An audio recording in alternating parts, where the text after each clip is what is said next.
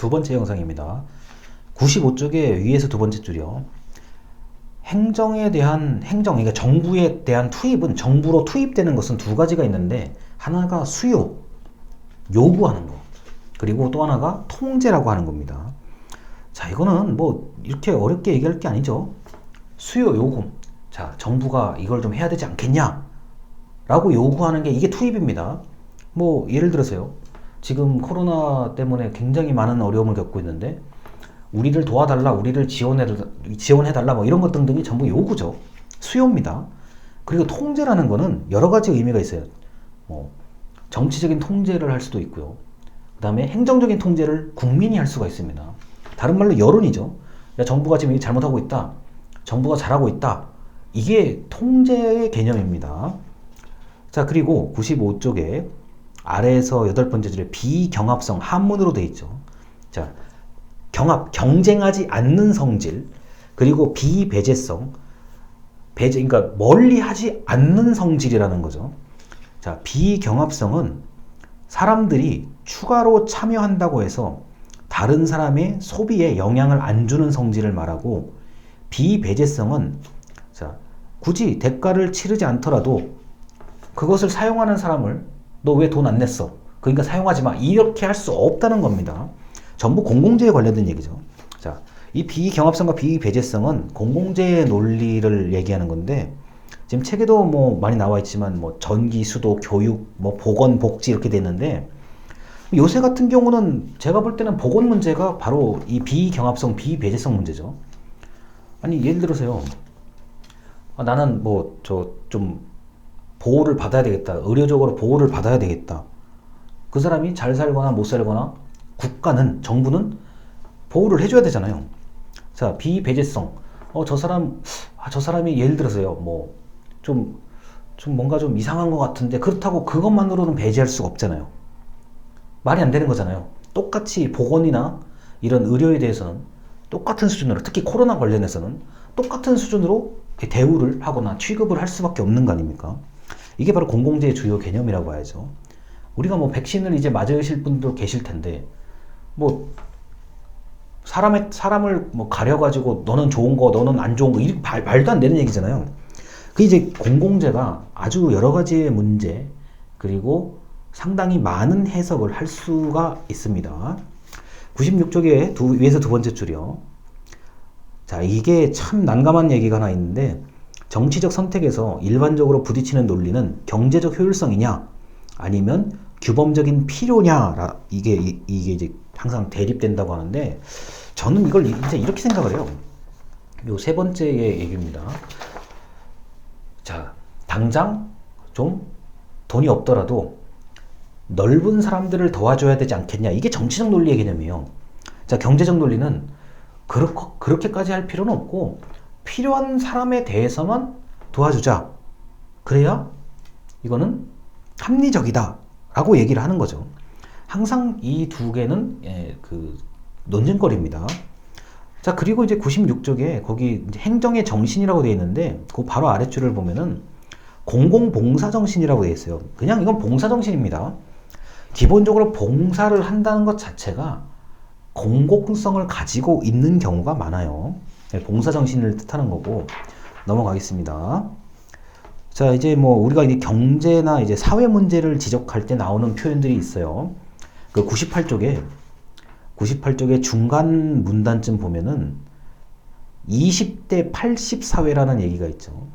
자, 20%의 어떤 20%가 생산하는 그 무언가가 나머지 80%를 다 살린다는 얘기죠. 또는 반대, 이렇게 생각할 수도 있습니다.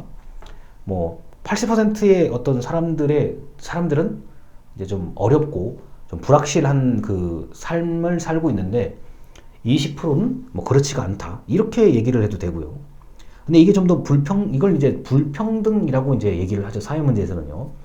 자, 근데 99쪽에 이제 맨 위에서 세 번째 줄을 보면은, 자, 20대 80 사회의 문제가 1대 99 사회로 극단적으로 표현된다라고 얘기를 합니다.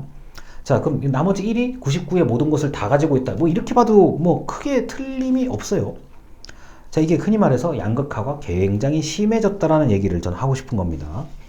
근데 이 양극화가 너무 심해지지 않도록 하는 게 사실 정부의 어떤 임무라고 봐야죠. 왜냐면은 양극화가 심해진다는 것은 이제 갈등, 자, 가진 사람과 못 가진 사람의 갈등이 언제든지 일어날 수 있다는 거거든요. 그래서 사회 양극화 문제를 해결하는 게 참 중요한 정부의 역할인데 그게 쉽지가 않죠. 굉장히 어려운 일입니다. 자, 그리고 100쪽입니다. 100쪽에 위에서 8번째 이런 얘기들이 있어요. 그 영어 단어 나오는 부분이거든요. 민주주의 주식회사 데모크라시라고 되어 있는 부분이요.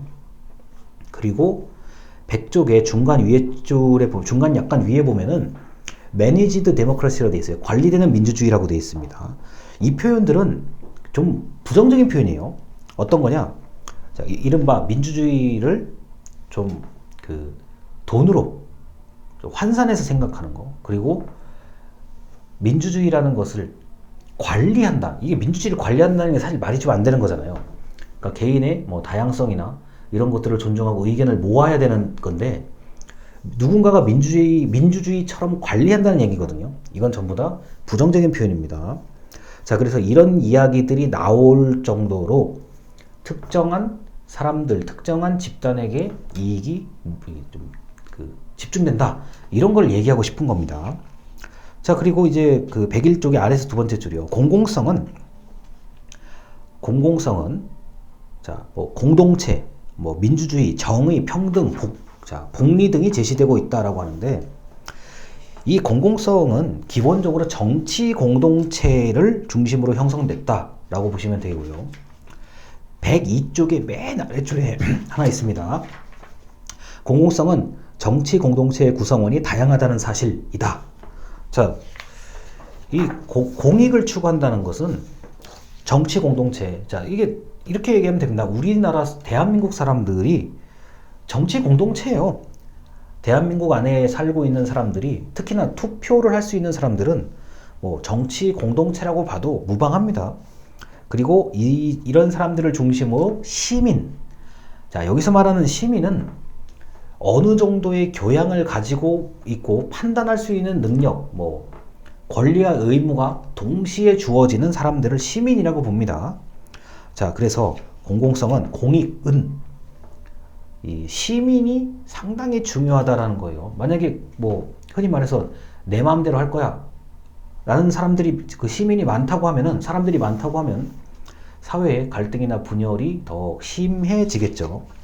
자, 그래서 공공성의 논의는 뭐 공공재의 논의하고도 이어지고 너무 극단적으로 특정한 사람들이 나머지 사람들의 모든 것을 다 가지고 있다든가 이런 것에 대한 우려를 나타내고 있습니다.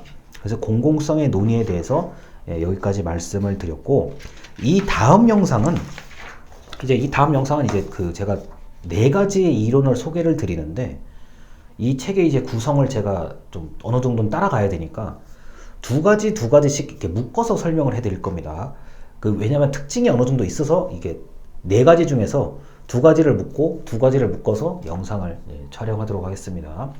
지금까지 들어주셔서 감사합니다.